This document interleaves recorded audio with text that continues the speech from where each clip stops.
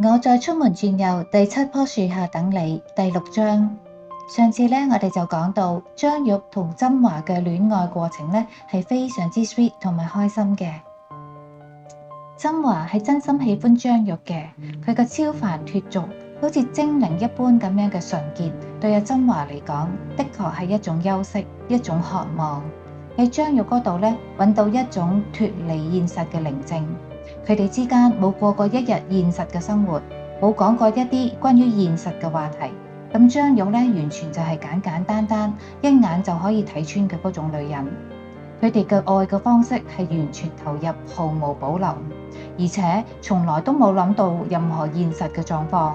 佢嗰種根深蒂固嘅真愛就能顛覆一切，克服萬難嘅思想令到佢完全拋開一切現實嘅考慮。張玉呢個傻女，當然經常都會問阿曾華會唔會愛佢啊？呢啲咁樣嘅好傻嘅問題。咁曾華就話唔愛，但係極致嘅喜歡。其實張玉係聽唔明曾華所謂嘅極致喜歡同埋真愛係有咩分別。然後張玉又會經常幻想自己嘅結婚典禮個婚紗係咩樣啊，個頭髮點樣梳啊，然後覺得仲要喺教堂入邊進行呢個婚禮。之後佢哋呢一對璧人就會坐上曾華嘅電單車揚長而去，而後面就會拖着一啲汽水罐咁樣。而張玉嘅婚紗就會隨風飄起，好似《天若有情》裏邊嘅劉德華同埋吳倩蓮咁嗰種。咁張小姐嘅戲真係睇得太多啦，而幻想亦都係太多啦。對於曾華嚟講，呢個係一種壓力。曾華由始至終都冇諗過話要結婚。佢係浪子，佢好驚要有壓力同埋要負責任，因此佢就處處保護自己，只係講喜歡而唔敢講愛，因為喜歡係唔使負責㗎，貓貓狗狗、金魚大笨象、毛毛蟲都可以喜歡，但係講愛嘅話就好沉重，要承擔後果啦。事情嘅突變係咁樣嘅，曾華一方面係好享受張玉嗰種天真無邪、一往情深。但係一方面又感受到巨大嘅壓力，畢竟阿張玉比阿曾華大9歲，10年之後、20年之後呢個差別就好明顯啦。雖然張玉係完全冇咁樣去諗，佢嗰種戀愛大過天嘅愛情哲學，唔好話年紀嘅差距啊，even係失散嘅細佬，even係女人，佢都可以接受㗎。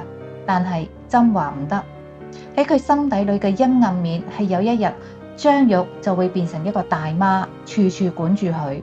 由於年齡嘅差距，張玉就會慢慢失去自信，然後就會變得多疑猜忌，自己嘅日子都唔會好過。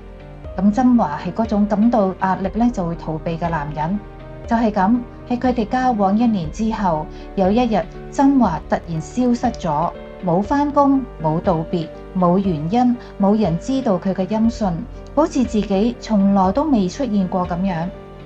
我哋站喺一個全知嘅角度，好清楚曾華出走嘅原因。但係我哋呢位好傻嘅張小姐，由於真係冇交往過幾個男人，完全唔能夠理解點解佢要咁樣做。唔係好地地嘅咩？唔係話會愛10000年嘅咩？點解突然間消失啊？癲係癲過啦，朋友嘅勸解亦都聽得唔少。朋友都講佢，你呢種咁樣嘅女人，令人中意得好有壓力啊！現代男歡女愛，隨便一啲唔得咩？就係唔得。我哋呢位張小姐就係唔可以抱住玩下試下嘅態度去對待愛情，一係就唔愛，一係就要全情投入。我哋呢位張小姐雖然成40歲人，但係佢對於愛情嘅執着係真係一啲都唔能夠妥協嘅。1年過去啦，咁張玉仲喺度痴痴地等阿曾華返嚟。佢唔相信曾華真係就咁樣掉低佢一個人。張玉有時候就會特登喺出門轉右第7棵樹下嗰度企一陣，等一陣，話唔定阿曾華會突然間出現呢。佢仲抱有呢一個美好嘅想象。好啦，故事到呢度結束。總結阿張玉戀愛失敗嘅原因係佢太傻太天真。佢比阿曾華大9歲，佢以為呢個唔係問題。佢以為佢只要係阿王菲，阿曾華就願意做阿謝霆鋒。但係可惜阿霆鋒係萬中無一，而阿曾華只不過係一個普通嘅男人。有邊個男人唔中意年輕嘅女仔啊？只係因為張玉太單純，外表太年輕，處處流露出少女嘅情懷，致使甄華一時迷惑啫。一旦清醒咗之後，甄華就自然變返個普通嘅男人，由始至終都冇諗過話要做情聖。